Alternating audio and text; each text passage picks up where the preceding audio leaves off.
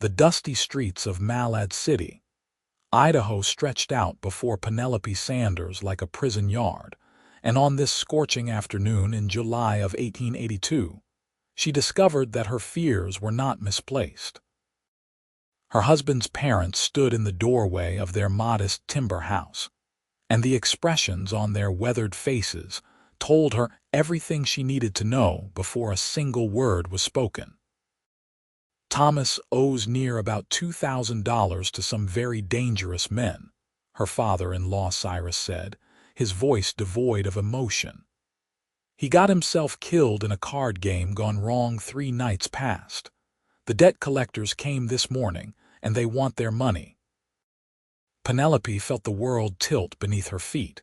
Her husband of barely 8 months was dead, and she had not even been informed until this moment. She gripped the door frame, her knuckles white against the weathered wood. Why was I not told immediately? Why did no one come to fetch me from my sister's house? Her mother-in-law Mabel stepped forward, and there was something cold and calculating in her pale blue eyes that made Penelope's blood run cold.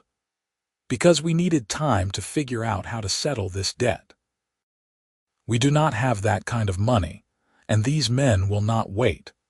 They have made it clear they will take everything we own, including this house and the 20 acres we have worked our whole lives to keep."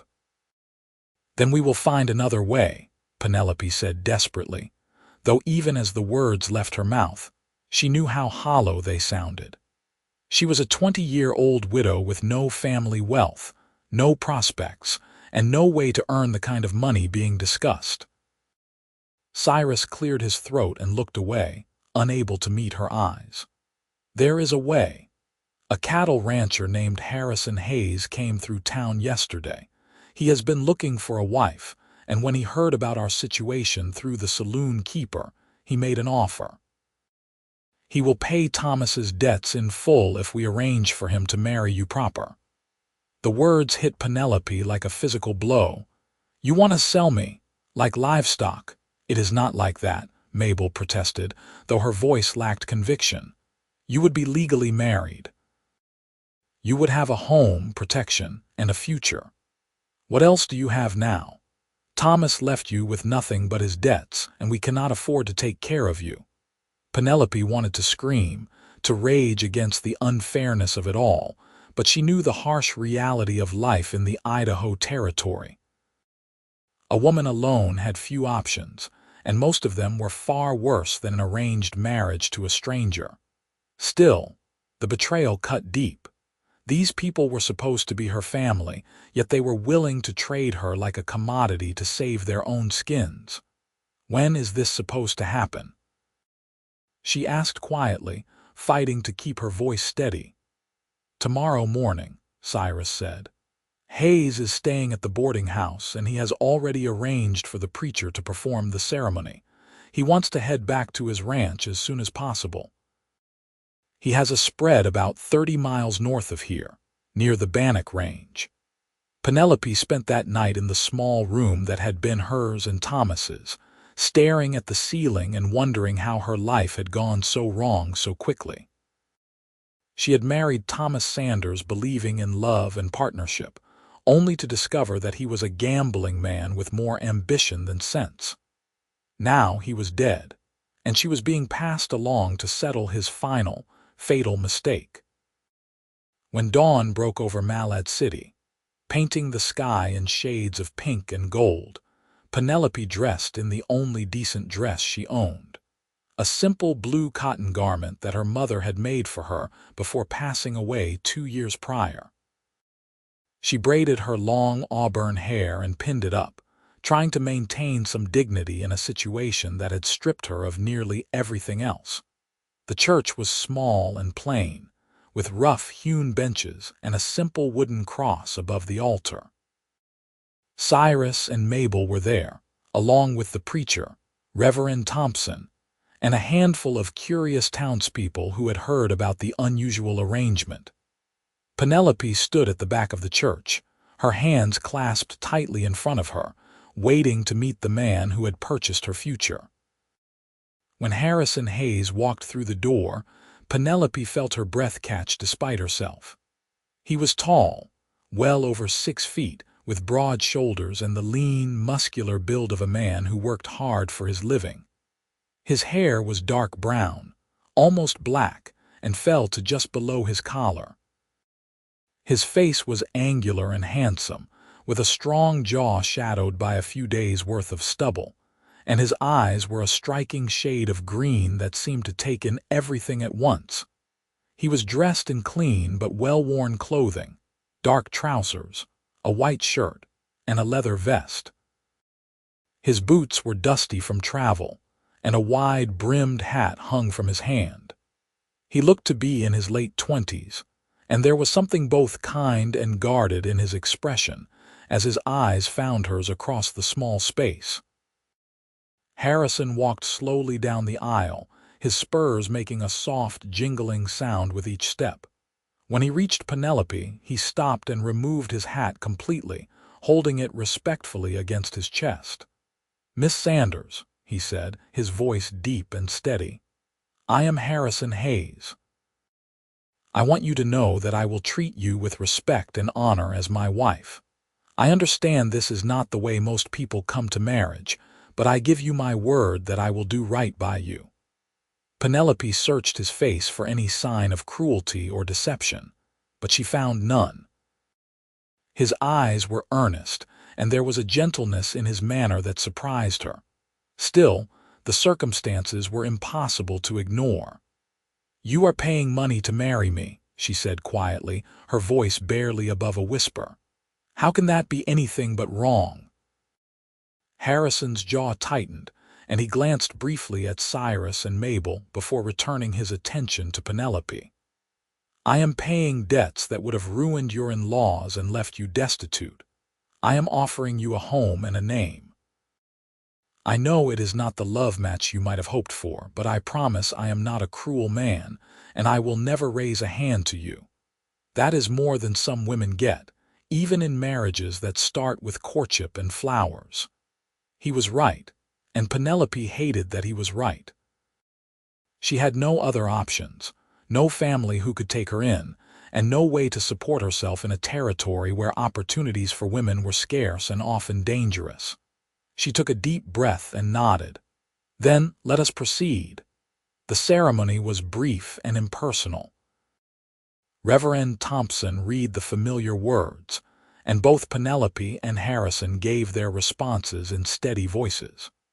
When it came time to exchange rings, Harrison produced a simple gold band that fit Penelope's finger surprisingly well. She had no ring to give him in return, but he did not seem to expect one. "You may kiss your bride," Reverend Thompson said, and Penelope felt her heart hammer in her chest. Harrison leaned down slowly, giving her time to pull away if she wanted to, and pressed a gentle, chaste kiss to her lips. It lasted only a moment, but Penelope felt the warmth of it spread through her like whiskey on a cold night. After the ceremony, Harrison approached Cyrus and handed him a thick envelope. $2,000 as agreed. Thomas's debts are settled." His tone was cool and professional, and Penelope noticed that he did not shake Cyrus's hand or offer any pleasantries. He clearly did not approve of what her in-laws had done, even if he was the one who had made the arrangement possible. Mabel tried to approach Penelope, perhaps to say goodbye or offer some parting words, but Harrison stepped between them smoothly. "My wife and I need to be on the road. We have a long ride ahead of us." Penelope gathered her few belongings, a small trunk that contained her clothes, a few books, and the quilt her mother had made, and followed Harrison out to where his horse and a sturdy wagon waited. He loaded her trunk into the back of the wagon with ease, and then turned to help her up onto the bench seat. As they pulled away from the church and headed north out of Malad City, Penelope did not look back. There was nothing there for her now, only the ashes of a life that had burned down around her. They rode in silence for the first hour, the wagon wheels creaking over the rough road and the summer sun beating down relentlessly. The landscape was harsh but beautiful, with sagebrush-covered hills and distant mountains rising against the bright blue sky. Penelope had lived in Idaho for 3 years, but she had rarely ventured far from town, and the vastness of the territory still had the power to make her feel both small and strangely free. Finally, Harrison broke the silence. "I want you to know that I did not come to Malad City looking to buy a wife," he said, keeping his eyes on the road ahead. "I was there to deliver cattle to a buyer. I happened to be in the saloon when Cyrus Sanders came in, desperate and asking if anyone knew a way to raise money fast. I overheard the situation and I made the offer." "Why?" Penelope asked, unable to keep the question inside. "Why would you tie yourself to a stranger, to a woman who comes with such complicated circumstances?" Harrison was quiet for a long moment, and when he spoke, his voice was thoughtful. "I have been running my ranch for 5 years now. I built it from nothing and it is doing well. But it is lonely work, and I am tired of coming home to an empty house. I have thought about finding a wife, but the truth is, there are not many unmarried women in these parts, and the ones who are available are usually looking for something I cannot provide." "What is that?" Penelope asked. "Romance," Harrison said simply. "Grand gestures and poetry and promises of an easy life. I am a rancher. I work from dawn until dusk most days.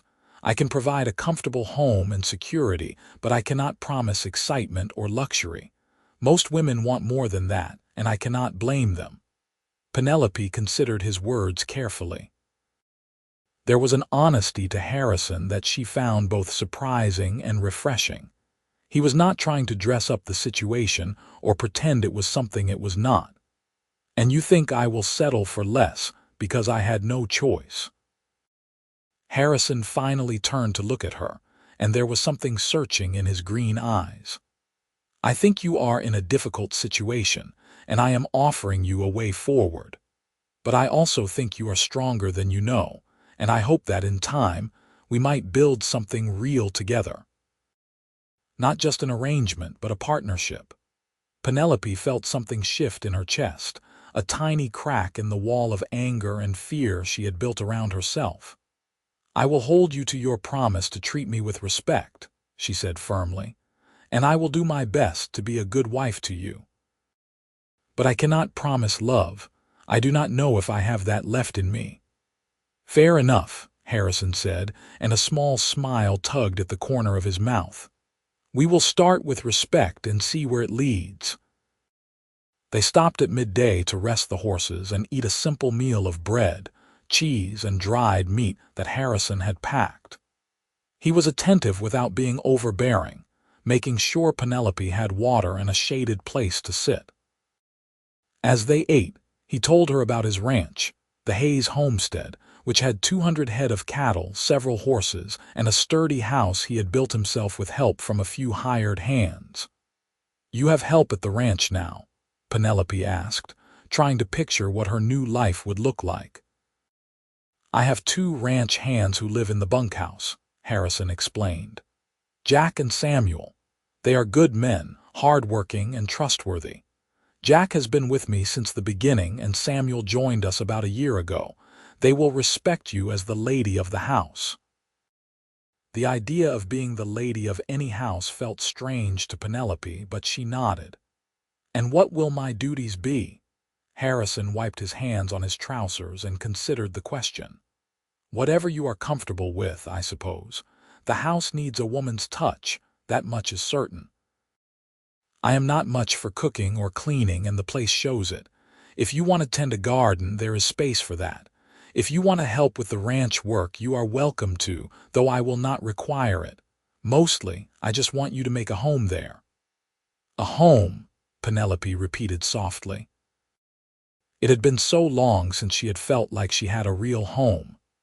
Her parents were gone, her marriage to Thomas had been troubled from the start, and his parents had never truly welcomed her into their family. The idea of creating something new, even under these circumstances, held a strange appeal. They reached the Hayes homestead as the sun was beginning its descent toward the horizon, painting the sky in brilliant shades of orange and purple. The ranch was nestled in a valley with good grazing land and a clear stream running through it. The house was a solid two-story structure made of logs and stone, with a wide front porch and several outbuildings nearby, including a barn, a bunkhouse, and what looked like a smokehouse. Harrison helped Penelope down from the wagon and carried her trunk to the porch. Two men emerged from the barn, both of them eyeing Penelope with curiosity, but keeping a respectful distance. Harrison made quick introductions. Jack was older, perhaps in his 40s, with graying hair and a weathered face. Samuel was younger, maybe 25, with sandy hair and an easy smile. "This is my wife, Penelope Hayes," Harrison said, and Penelope felt a jolt at hearing her new name spoken aloud. "She is to be treated with the utmost respect, and her word is law around here, same as mine." Both men nodded and tipped their hats. "Pleasure to meet you, madam," Jack said in a gravelly voice. "Welcome to the Hayes homestead." Harrison led Penelope inside, and she looked around with wide eyes. The house was indeed in need of a woman's touch, with dust covering most surfaces and dishes piled in the kitchen. But the structure itself was sound, and she could see the care that had gone into building it. The furniture was simple but well made, and there was a large stone fireplace that would provide warmth during the cold Idaho winters. "I will show you to the bedroom," Harrison said, carrying her trunk up the stairs. The bedroom was spacious, with a large bed covered in a faded quilt, a wardrobe, and a window that looked out over the valley. Harrison set the trunk down and then turned to face Penelope, his expression serious. "This is your room. I will sleep in the spare room down the hall. I meant what I said about respecting you. I will not force myself on you, Penelope. If and when you want more from this marriage, that will be your decision to make." Penelope felt tears prick at her eyes, though she fought to hold them back. She had not expected such consideration, such genuine kindness. "Thank you," she whispered, her voice thick with emotion. Harrison nodded and moved toward the door. "I will be downstairs if you need anything. Take your time settling in. We can have supper whenever you are ready." After he left, Penelope sank down onto the bed and finally allowed herself to cry. She cried for Thomas and the love she had thought they shared. She cried for the betrayal of her in-laws and the loss of her old life. And she cried for the uncertainty of this new beginning. Even as a small part of her dared to hope that maybe, just maybe, Harrison Hayes was exactly the kind of man he seemed to be. Over the following weeks, Penelope threw herself into making the house a home. She cleaned every room from top to bottom, scrubbing floors and washing windows until the place gleamed. She organized the kitchen, planted a small vegetable garden near the house, and even made new curtains from fabric that Harrison brought back from a trip to town. Harrison was true to his word in every way. He was respectful, kind, and patient. He worked long hours on the ranch but always made time to talk with Penelope over meals. He told her stories about building the ranch, about the challenges of ranching in Idaho, and about his own past. He had grown up in Montana, the son of a farmer who had lost everything to a bad crop and debt. Harrison had vowed never to be in that position, and he had worked as a cowboy for several years, saving every penny until he had enough to buy his own land. Penelope, in turn, began to share her own story. She told him about her parents, about growing up in a small town in Utah, and about how she had met Thomas at a church social. She admitted that she had been naive, that she had believed Thomas's promises without seeing the man he really was. "He was not a bad man," Penelope said one evening as they sat on the porch watching the sunset. "But he was reckless. He always believed the next card game, or the next scheme would be the one that made his fortune. He could not see that we already had enough, that we could have built a good life if he had just been willing to work for it. Harrison listened without judgment, and when she finished, he simply said, "You deserved better." Those 3 words meant more to Penelope than any grand declaration could have. They acknowledged her pain without trying to fix it or diminish it, and they made her feel seen in a way she had not felt in a very long time. As summer turned to autumn, Penelope found herself watching Harrison more closely. She noticed the way he was gentle with the horses, the way he laughed at Jack's terrible jokes, and the way he always made sure she had what she needed before seeing to his own comfort. She noticed the strength in his hands and the way his eyes crinkled at the corners when he smiled. She noticed how he looked at her when he thought she was not paying attention, with a mixture of admiration and longing that made her heart skip a beat. One crisp October evening, as they sat by the fireplace after supper, Penelope made a decision. She set down her mending and looked at Harrison, who was reading a cattle breeding manual with intense concentration. "Harrison," she said softly, and he immediately looked up, giving her his full attention.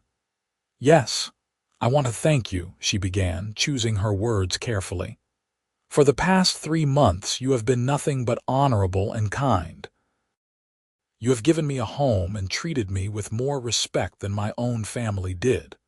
I was angry when this all began, and I think I needed that anger to protect myself. But I am not angry anymore." Harrison set the manual aside and leaned forward, his elbows resting on his knees. "What are you saying, Penelope?" She took a deep breath. "I am saying that I do not want to sleep in separate rooms anymore. I am saying that I am ready for this to be a real marriage if you still want that." The joy that lit up Harrison's face was unmistakable, but he kept his voice steady as he stood and crossed to where she sat. He knelt beside her chair and took her hand gently in his. "Are you certain? I do not want you to feel obligated." Penelope reached out with her free hand and traced the line of his jaw, feeling the roughness of his stubble beneath her fingers. "I am certain. You have shown me what it means to be truly cared for, and I find that I care for you too. I want to build a life with you, Harrison. A real life, with all that entails." Harrison leaned in slowly and kissed her, and this time it was not chaste or brief. It was deep and full of promise, and Penelope felt herself responding with a passion she had not known she still possessed. When they finally pulled apart, both of them were breathless. "I have been falling in love with you since the day you told me you could not promise love," Harrison said with a soft laugh. "You were so fierce and honest, and I knew right then that you were exactly the kind of woman I wanted by my side. And I have been falling in love with you while you showed me through actions what words alone could never convey," Penelope replied, her eyes shining with tears of happiness this time. Harrison stood and held out his hand. "Then come with me, wife. Let me show you how much you mean to me." Penelope took his hand without hesitation, and he led her upstairs to the bedroom that had been hers alone. That night, they consummated their marriage with tenderness and passion, and Penelope finally understood what it meant to be truly joined with another person, body and soul. The winter that followed was harsh, with heavy snows that blanketed the valley and temperatures that plunged well below freezing. But inside the Hayes homestead, there was warmth and happiness. Penelope and Harrison grew closer with each passing day, learning each other's rhythms and preferences, and building the kind of partnership that could weather any storm. In February, Penelope realized she was with child. She told Harrison over breakfast one morning, watching nervously for his reaction. His face broke into the widest smile she had ever seen, and he picked her up and spun her around the kitchen, laughing with pure joy. "We are going to have a baby," he kept saying, as if he could not quite believe it. You have made me the happiest man alive, Penelope. You are not disappointed that it happened so quickly?" she asked, feeling suddenly shy.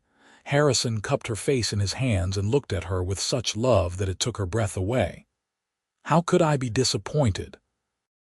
This is everything I wanted when I took that chance in Malad City. A wife I love, a home we have built together, and now a child. You have given me a family, Penelope. That is the greatest gift I could ever receive." Penelope's pregnancy progressed smoothly through the spring and summer. Harrison was attentive to the point of being overprotective, constantly worrying about whether she was doing too much or not resting enough. Penelope found his concern endearing, even when she had to gently remind him that women had been having babies since the beginning of time, and she was perfectly capable of maintaining the household and garden. In late August of 1883, Penelope went into labor. Harrison rode to town to fetch the doctor and the midwife, Mrs. Patterson, while Jack stayed at the house with Penelope. The labor was long and difficult, lasting through the night and into the next day, and there were moments when Harrison feared he might lose both his wife and child. But Penelope was strong, stronger than anyone had given her credit for, and when dawn broke on the second day, the sound of a baby's cry filled the house. Harrison was allowed into the room to find Penelope exhausted but radiant, cradling a tiny bundle in her arms. "It is a boy," she said softly, her voice hoarse from exertion. "We have a son, Harrison." Harrison approached the bed slowly, almost reverently, and looked down at the tiny face of his son. The baby had a shock of dark hair and was waving his little fists in the air, already making his presence known. Harrison felt his eyes fill with tears as he gently touched the baby's soft cheek. "He is perfect," Harrison whispered. "What should we name him?" Penelope had thought about this question for months. "I want to name him Henry," she said. "After my father, Henry Hayes. Does that suit you?" "Henry Hayes," Harrison repeated, testing the name. "It suits him perfectly. Welcome to the world, Henry.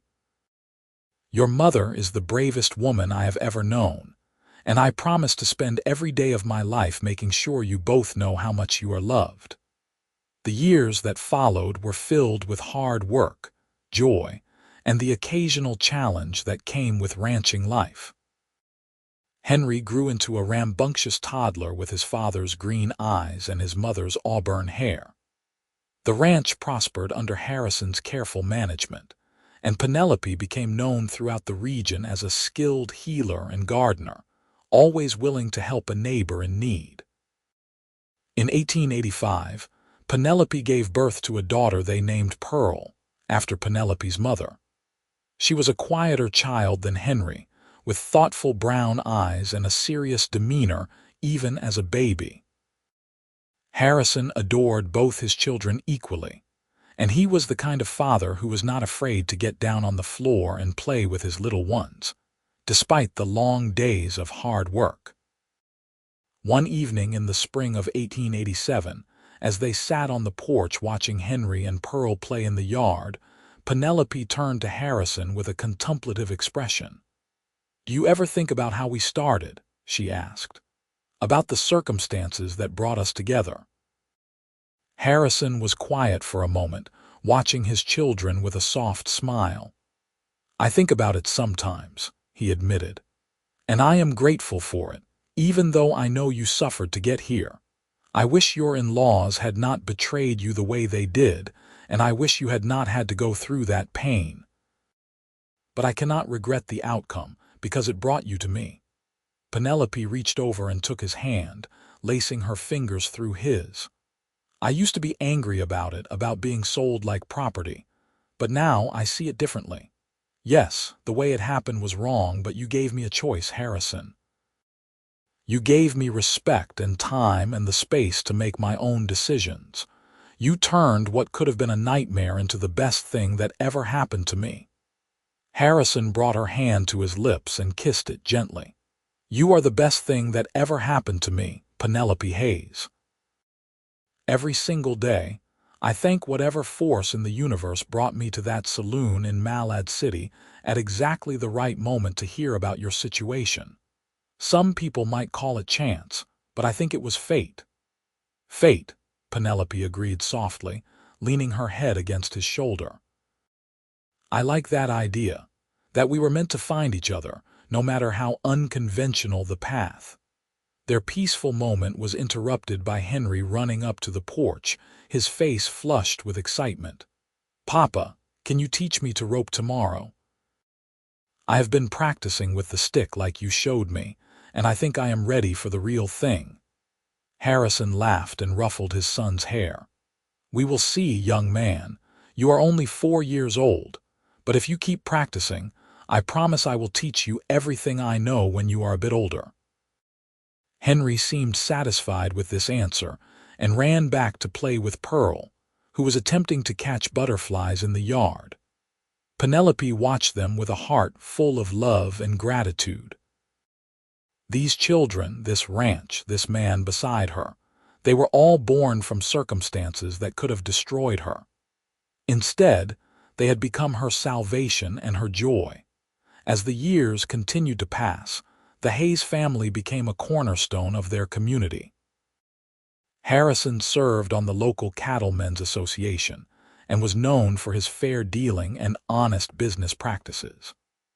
Penelope organized social gatherings and helped establish a small school in the nearby town so that the children of ranching families could receive a proper education. In 1890, Penelope gave birth to their third child, another boy they named Harry after Harrison himself. He was a robust baby with a lusty cry and an appetite that made the midwife laugh. Harrison was beside himself with joy, and Henry and Pearl were fascinated by their new baby brother, constantly wanting to hold him and help care for him. The ranch continued to grow and prosper. Harrison added more acreage and increased the herd to 500 head of cattle. He built a larger barn and made improvements to the house, adding a proper dining room and a study where he could manage the ranch's accounts. Penelope's garden flourished, and she began preserving and selling her produce and remedies, contributing to the family's income in her own way. One day in the summer of 1892, a stranger rode up to the Hayes homestead. Penelope was in the garden when she heard the horse approach, and she stood up, shading her eyes against the sun to see who had arrived. Her heart nearly stopped when she recognized the man as Cyrus Sanders, her former father-in-law.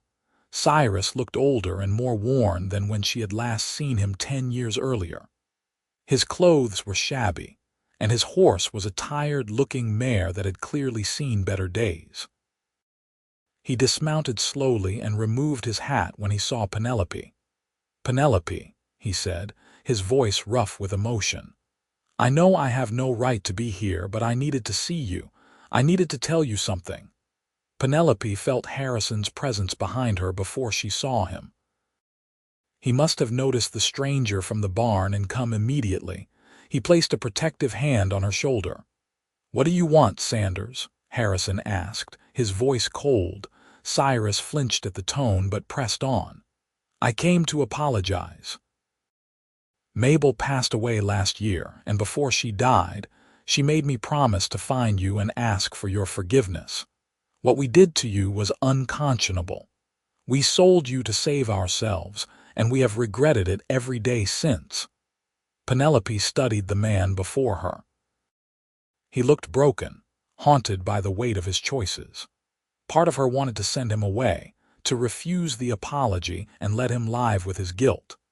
But she had spent 10 years building a life based on love and forgiveness, and she found that she no longer had the energy for hatred. "I forgive you," she said quietly. "Not because what you did was right, but because holding on to anger would only hurt me. You and Mabel made a terrible choice, but it led me to Harrison and to the life I have now. I cannot regret that, even if the path was painful." Cyrus's eyes filled with tears and he nodded slowly. "Thank you. That is more than I deserve. I can see that you have done well for yourself. I am glad. You can stay for a meal if you are hungry, Harrison offered, though his voice remained cautious. But then you need to be on your way. Penelope has a new family now, and we do not need shadows from the past lingering. Cyrus declined the offer, seeming to understand that he had gotten what he came for, and his presence was not welcome beyond that. He mounted his horse and rode away, and Penelope watched him go with a sense of closure she had not realized she needed.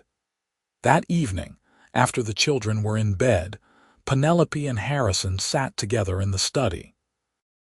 She told him about the complicated emotions that Cyrus's visit had stirred up, about the memories of that terrible day in Malad City when her whole world had fallen apart.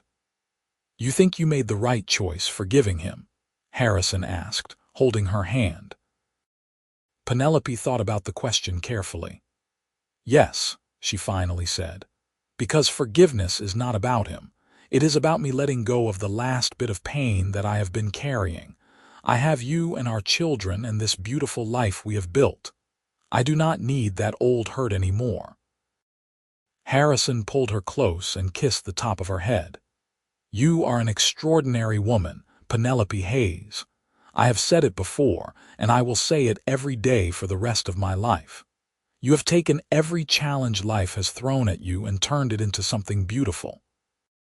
"We have done it together," Penelope corrected gently. "You were the one who saw value in me when no one else did. You were the one who gave me the time and space to heal. This life is as much your creation as it is mine." The years continued their steady march forward. Henry grew into a tall, strong young man who loved the ranch and had a natural way with cattle and horses. Pearl was bright and curious, always reading and asking questions about the world beyond their valley. Harry was the adventurous one, constantly getting into mischief and keeping his parents on their toes. In 1895, Harrison and Penelope celebrated their 13th wedding anniversary. They had a quiet dinner after the children went to bed, reminiscing about the journey that had brought them to this moment. The house was warm and filled with the evidence of their life together. Photographs on the walls, children's drawings on the mantel, and the comfortable worn-in feeling of a space that had been truly lived in. 13 years, Penelope mused, sipping the wine that Harrison had brought back from his last trip to the city. "Sometimes it feels like a lifetime, and sometimes it feels like we just met yesterday." "I know exactly what you mean," Harrison agreed. "I remember the first time I saw you in that church, looking so scared and brave at the same time. I remember thinking that you were the most beautiful woman I had ever seen, but it was more than that. There was something about you, a strength that had not been broken despite everything you had been through. I knew right then that if I could earn your trust and your love, I would be the luckiest man alive." Penelope felt her eyes mist over. Even after all these years, Harrison still had the ability to make her feel cherished and valued. "And I remember thinking that you were too good to be true," she said with a soft laugh. "I kept waiting for the other shoe to drop, for you to reveal some hidden cruelty or expectation. But you never did. You were exactly who you presented yourself to be, and that consistency is what allowed me to fall in love with you." They talked late into the night, sharing memories and dreams for the future. Harrison wanted to expand the ranch even more, to build a legacy that their children and grandchildren could inherit. Penelope wanted to write down the herbal remedies and healing techniques she had learned over the years, to create a book that could help other women in their community. As they climbed the stairs to their bedroom, Harrison pulled Penelope close and whispered, "I would make the same choice again in a heartbeat. I would pay any debt, face any challenge if it meant having you as my wife. And I would walk through fire to stay by your side," Penelope replied, meaning every word. The turn of the century brought changes to the Idaho Territory and to the Hayes family. In 1896, Idaho became a state, and there was great celebration throughout the region. The Hayes homestead hosted a large gathering for neighbors and friends, with music, dancing, and enough food to feed an army. Penelope looked around at the crowd and felt a profound sense of belonging. These were her people. This was her home, and she had helped build it all from the ashes of her worst moment.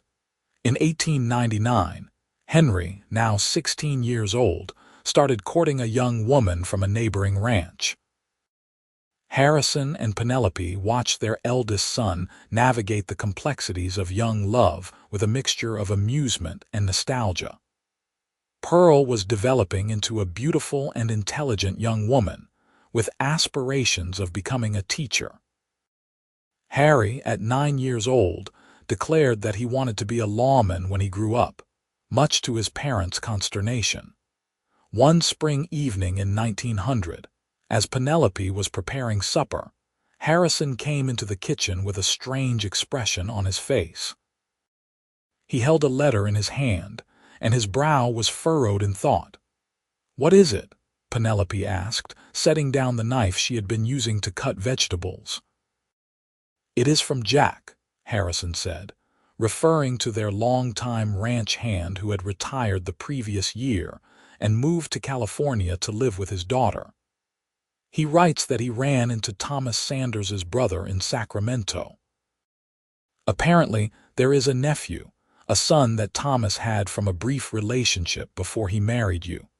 The boy is grown now, about 19, and he is looking for information about his father." Penelope felt a strange mix of emotions wash over her. Thomas had been dead for 18 years, and she had long ago made peace with that chapter of her life. But the idea that he had a son, that there was someone out there connected to that time, was unsettling. "What does this young man want?" she asked carefully. Harrison read further into the letter. "Jack says the boy, his name is Timothy, just wants to know about his father.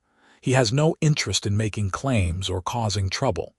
He was raised by his mother and her family, and he only recently learned Thomas's full name and that he had been married." Penelope sat down at the kitchen table, processing this information. After a long moment, she looked up at Harrison. "What do you think we should do?" Harrison sat down across from her and took her hands in his. "That is entirely up to you, Penelope. If you want to reach out to this young man and share what you know about Thomas, I will support you. If you want to leave the past in the past, I will support that too. There is no wrong answer here." Penelope thought about Timothy, a young man who had grown up without a father and was now searching for some connection to the man who had sired him. She thought about her own children and how important it had been for them to know their family history, even the difficult parts. And she realized that she had information that could help this young man understand where he came from. "I think we should write to him," she said finally. "Not to dredge up the past, but to give him the closure he needs. I can tell him about Thomas, about the good parts and the flawed parts, and help him understand that his father was a complex person who made mistakes, but was not entirely without merit." Harrison smiled and squeezed her hands. "That is the woman I fell in love with, always choosing compassion even when it would be easier to turn away." Over the following months, Penelope corresponded with Timothy. She told him about meeting Thomas, about their brief marriage, and about the gambling problem that had ultimately led to his death. She was honest but kind, painting a picture of a man who had dreams but lacked the discipline to achieve them. Timothy wrote back with gratitude, explaining that he had always wondered about his father and that knowing the truth, even if it was not entirely flattering, was better than the uncertainty he had lived with. Eventually, Timothy asked if he could visit the Hayes homestead, and after discussing it with Harrison and the children, Penelope agreed. Timothy arrived in the summer of 1900, a tall young man with sandy hair and hazel eyes that reminded Penelope achingly of Thomas. But his demeanor was different, more grounded and respectful, shaped by the family that had raised him. The visit was brief but meaningful.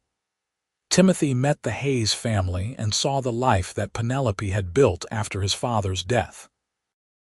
He thanked her for being willing to share her memories and told her that it had helped him make peace with the complicated legacy he carried.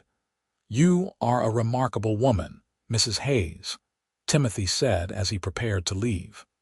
"My father was a fool to risk what he had with you. But I am glad you found happiness." "I hope you find your own happiness, Timothy," Penelope replied warmly. "You are not defined by your father's mistakes. You have the opportunity to write your own story." After Timothy left, Penelope and Harrison sat on the porch, watching the sun set over the valley they loved. "That was strange," Penelope admitted, "seeing Thomas in that young man's face after all these years." "Do you have any regrets?" Harrison asked gently. Penelope shook her head firmly. "Not a single one. Thomas was part of my past, and I am grateful for the experience because it taught me what I did not want in a marriage. But you, Harrison Hayes, you are my present and my future. You are the man I chose every single day, and I will continue to choose you for as long as I live." Harrison pulled her close and kissed her deeply. "And I choose you, Penelope. From that first day in Malad City until my last breath, you are the only woman I will ever love." The years rolled on with the steady rhythm of ranch life. Henry married his sweetheart in 1902 and brought his bride, Grace, to live on the ranch. Harrison had built them a small house on the property, and soon they blessed the family with a grandson, making Harrison and Penelope grandparents for the first time.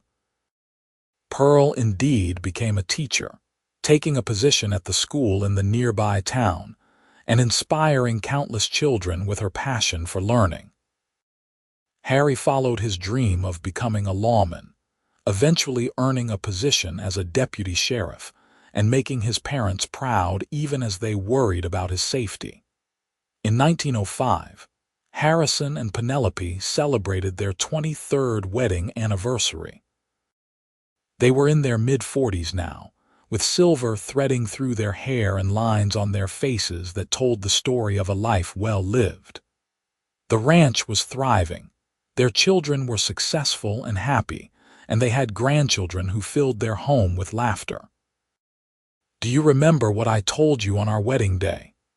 Harrison asked as they danced slowly in the kitchen, with no music except the sound of their own breathing. "You told me a lot of things that day," Penelope replied, resting her head against his chest and listening to the steady beat of his heart. "I told you that I hoped we might build something real together, not just an arrangement but a partnership," Harrison said softly. "I think we have done that and so much more. You are my partner, my best friend, and the love of my life." Penelope looked up at him with tears in her eyes. "I was so broken when we met, Harrison. I did not think I could ever trust anyone again, let alone love them. But you showed me that real love is patient and kind. It does not demand or force. It simply gives and waits and hopes. You gave me the time to heal, and in doing so, you gave me my life back." They stood there in the kitchen, holding each other as the evening light faded outside.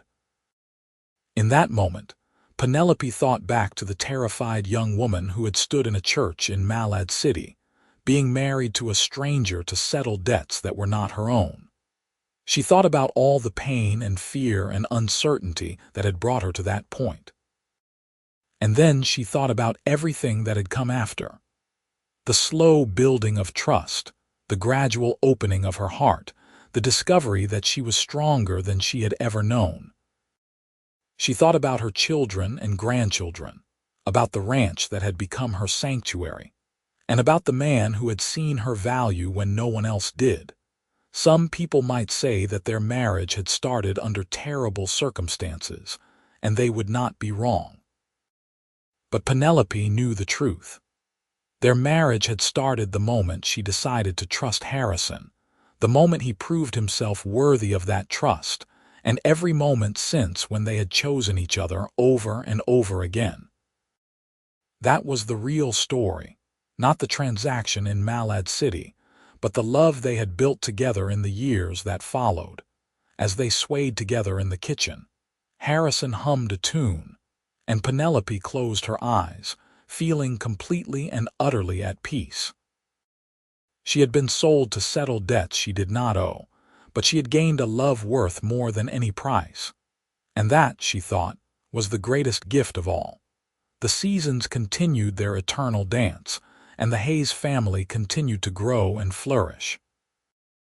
By 1910, Henry and Grace had given them 3 grandchildren, and Pearl had married a fellow teacher and settled in the nearby town.